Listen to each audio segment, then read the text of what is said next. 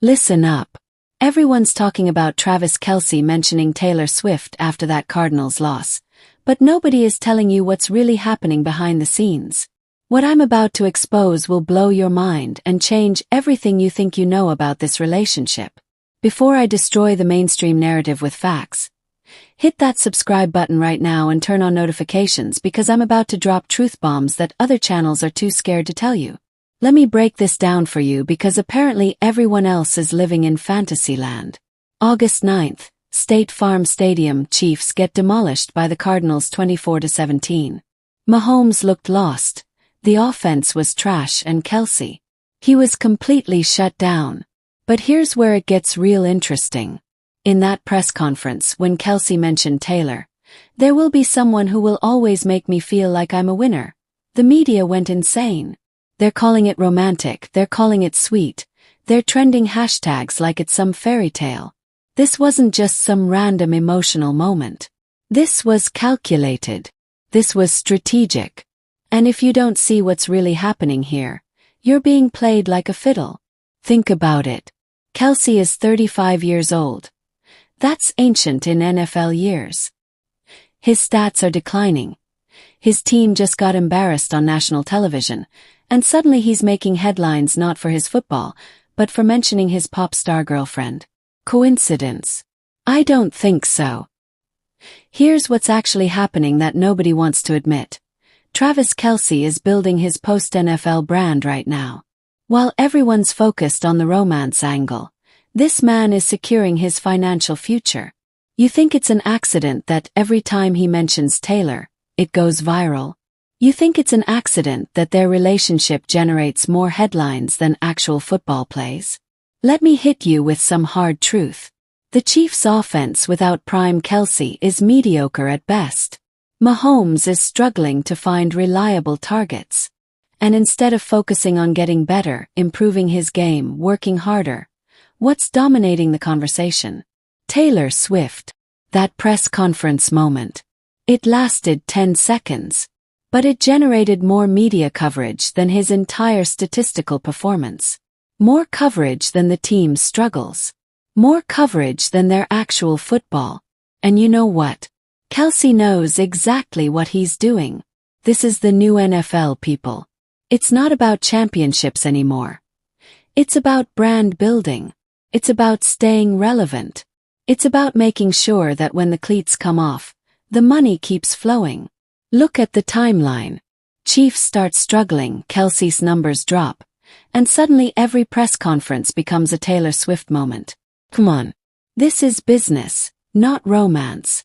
If this is opening your eyes to what's really happening in professional sports, smash that like button and let me know in the comments if you think I'm right or if you're still buying into the fairy tale narrative. But here's where it gets even more interesting. That anonymous teammate quote, "Travis has found his balance, Taylor plays a big part in that." Who said that? Where's the source? Why anonymous? Because it's manufactured narrative. It's designed to make you feel good about a declining athlete who's using his relationship as a publicity shield. And don't even get me started on the fan reactions. The Chiefs lost on the field but Kelce won in love. Are you kidding me? This is a professional athlete. His job is to win games, not to give romantic sound bites.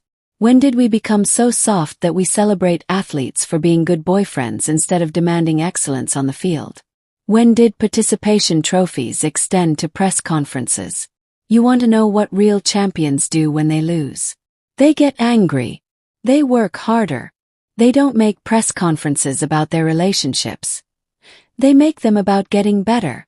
Tom Brady never lost a game and then thanked Giselle in the press conference. Michael Jordan didn't lose playoff games and then talk about his personal life. Real champions take responsibility and get back to your work. But here's the uncomfortable truth that nobody wants to face. Maybe Kelce knows his time is almost up. Maybe he knows that at 35, father time is undefeated. Maybe this whole relationship is perfectly timed to transition from NFL star to celebrity. Think about it. What's Travis Kelce without football? Just another retired athlete. But Travis Kelce dating the biggest pop star in the world. That's a brand that lasts forever. So while everyone else is swooning over hashtags and romantic press conference moments, I'm telling you the real story. This isn't love conquering all. This is business strategy at the highest level. And you know what? I respect it. At least I respect the honesty of it if they just admit what's really happening instead of feeding us this manufactured fairy tale. Look, if you want the truth about what's really happening in sports, in entertainment, in the stories they're feeding you every single day, subscribe to this channel right now. Hit that notification bell because I'm the only one willing to tell you what other creators are too scared to say. And let me challenge you. Drop a comment below. Am I wrong? Am I reading too much into this? Or am I the only one brave enough to call out what everyone else is thinking but won't say? Because at the end of the day, whether you love me or hate me, you can't say I'm not giving you a perspective you won't hear anywhere else. That's all for today, but trust me, this story is just getting started. The intersection of sports, celebrity, and manufactured narrative is about to get even more interesting, and I'll be here to break it all down for you. Subscribe now, hit that like button if this opened your eyes, and I'll see you in the next one where we'll dive even deeper into the real stories they don't want you to know.